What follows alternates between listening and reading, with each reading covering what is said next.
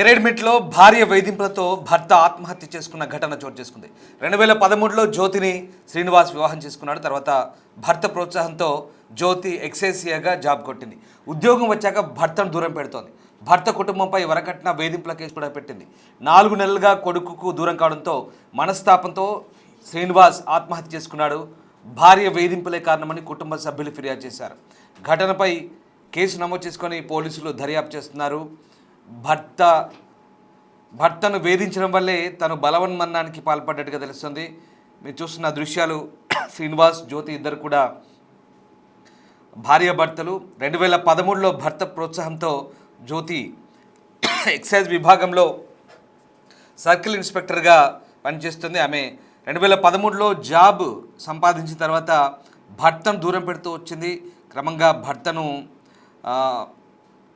భర్తతో gap maintain చేస్తూ వచ్చింది. దీంతో అతను భరించలేని స్థితికి వచ్చాడు. ఇటీవలి కాలంలో కొడుకుని తీసుకొని భర్తతో సపరేట్గా ఉంటుంది. అయితే ఈ ఎడబాటును భరించలేక ఇక శ్రీనివాస్ బలవన్మరణానికి పాల్పడ్డట్టుగా తెలుస్తోంది. ఉద్యోగం రాకముందు భార్యాభర్తలు ఇద్దరు కూడా బాగానే కలిసిమెలిసి ఉన్నారు.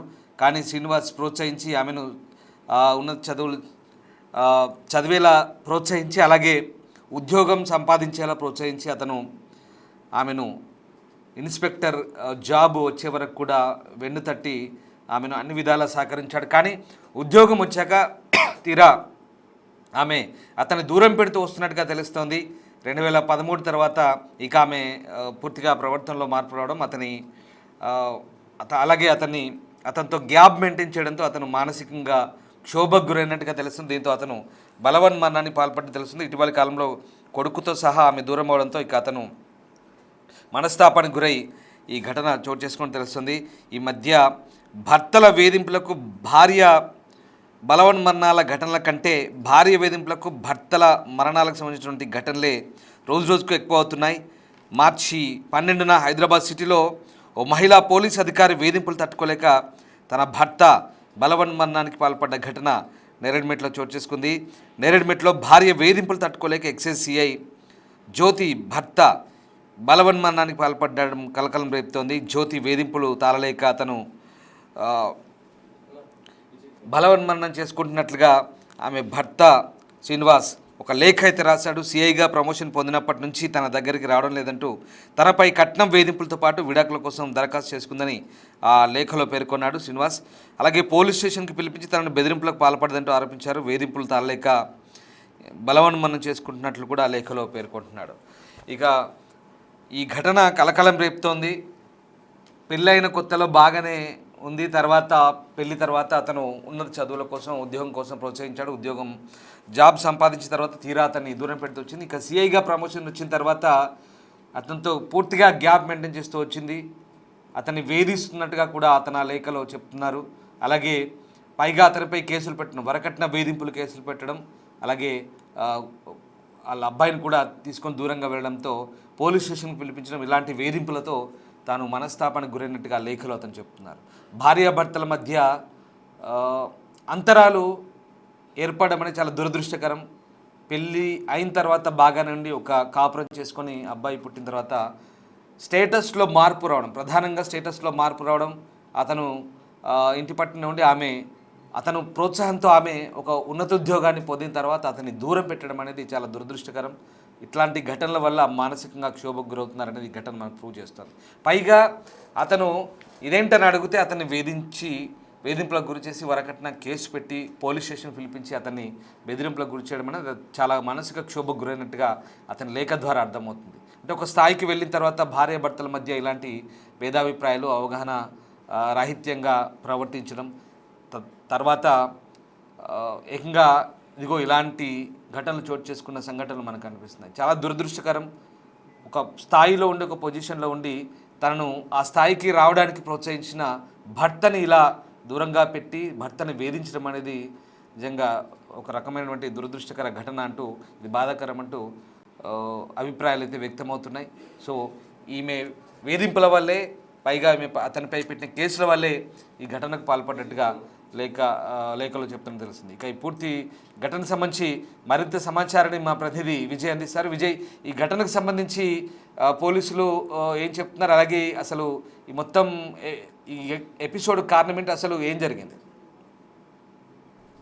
Yes Rajesh, Neredmet police station లో ఉన్నటువంటి లక్ష్మీనగర్ లో నివాసం ఉండేటువంటి శ్రీనివాస్, జ్యోతి ఇద్దరు కూడా 2013లో వివాహం చేసుకున్నారు. వీరికి ఒక సంతానం బాబు కూడా ఉన్నాడు. అయితే మొదటి నుంచి కూడా జ్యోతి కొంత ప్రభుత్వ ఉద్యోగం సాధించాలనేటువంటి ఆకాంక్షతో ఉండేది. దానికి శ్రీనివాస్ సైతం ప్రోత్సాహం అందించి ఆయన ప్రైవేట్ ఉద్యోగం చేస్తూ సైతం భార్యను చదివించి ఒక ఉన్నత స్థాయిలో చూడాలనుకున్నాడు. ఈవెన్ ఆవిడ ఉద్యోగం చేస్తే నేను చూడాలన్నట్టుగా ఆయన అనుకున్నాడు. ఈ నేపథ్యంలోనే జ్యోతి కూడా ప్రభుత్వ ఉద్యోగం సాధించింది. ఎక్సైజ్ డిపార్ట్మెంట్ లో సిఐగా కూడా ఆవిడ విధులు నిర్వహిస్తోంది. ఎప్పుడైతే సిఐగా ఉద్యోగం పొందిందో అప్పటి నుంచి కూడా జ్యోతి ప్రవర్తనలో మార్పు రావడం, శ్రీనివాస్ తల్లిదండ్రుల్ని ఇంటికి రావద్దు అని చెప్పడం, అలాగే ఈ నేపథ్యంలోనే ఇటీవల కాలంలో ఇద్దరు కూడా కలిసి ఒక ఇంటిని కొనుగోలు చేశారు. సుమారుగా 50 లక్షల రూపాయలు పెట్టి ఇంటిని కొనుగోలు చేశారు. కొనుగోలు చేసినటువంటి నేపథ్యంలో గృహ ప్రవేశానికి శ్రీనివాస్ బంధువులు ఎవరు రావద్దంటూ కూడా జ్యోతి శ్రీనివాస్ కి ఒక కండిషన్ పెట్టింది.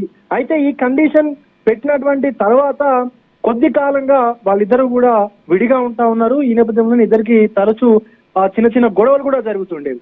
అయితే ఇటు జ్యోతి ఆల్రెడీ పోలీస్ డిపార్ట్మెంట్ లో పనిచేయడము, అలాగే శ్రీనివాస్ కు సంబంధించి పలుమార్లు వేధింపులు చేస్తా ఉన్నట్టు కూడా పోలీస్ స్టేషన్ లో కేసు పెట్టి 490A కింద గృహహింస కేసు, వరకట్నపు వేధింపుల కేసు కూడా నమోదు చేయించింది. అయితే శ్రీనివాస్ సంబంధించి ఆయన ఒక ప్రైవేటు ఉద్యోగం చేస్తూ భార్యని ఒక ఉన్నత స్థాయిలో చూడాలి అనుకున్నాడు అంటూ కూడా శ్రీనివాస్ కుటుంబ సభ్యులు చెప్తా ఉన్నారు. అయితే కొడుకుకు దూరంగా ఉండడం, భార్య వేధించడం, ఈ వేధింపుల కారణంగా నిన్న మధ్యాహ్నం శ్రీనివాస్ తన ఇంట్లోనే లక్ష్మీనగర్ లో ఉన్నటువంటి ఇంట్లోనే చీరతో ఉరి వేసుకున్నటువంటి పరిస్థితులు ఏర్పడ్డాయి. అయితే ఇటు శ్రీనివాస్ తమ్ముడు ఎంతకీ కూడా శ్రీనివాస్ ఫోన్ ఎత్తకపోవడంతో ఇంటికి వెళ్లి తలుపులు బద్దలు కొట్టినటువంటి సందర్భంలో ఒక్కసారిగా షాక్ కి గురై తన అన్న సూసైడ్ చేసుకున్నట్టు కూడా స్థానికంగా ఉన్నటువంటి నేరేడ్మెట్ పోలీసులకు సమాచారం అందించాడు.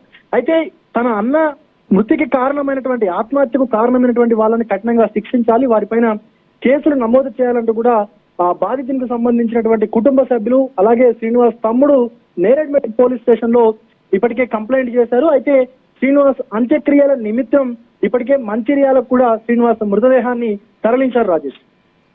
Right, thank you Vijay.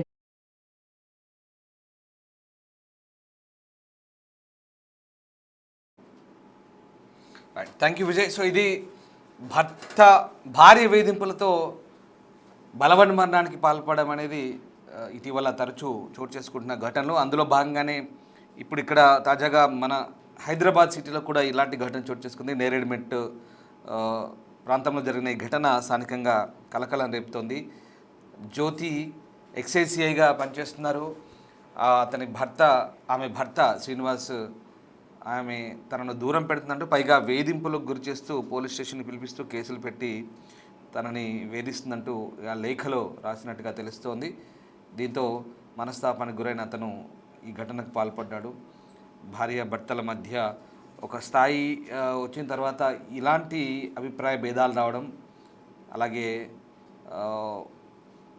పోలికలు పెట్టుకుంటూ ఒకరినొకరు తక్కువ చేసుకొని మాట్లాడుకోవడాలు చూడాలనేది ఇబ్బందికర పరిస్థితిగా ఉంటుంది. వాస్తవానికి ఇట్లాంటి ఘటనలు, ఇలాంటి అంతరాలు రావద్దు. భార్యాభర్తల మధ్య వస్తే ఇలాంటి భేదాభిప్రాయాలు వస్తే చివరికి ఇబ్బందికరంగా మారుతుంది అనేది మనకి ఘటన ప్రూవ్ చేస్తుంది.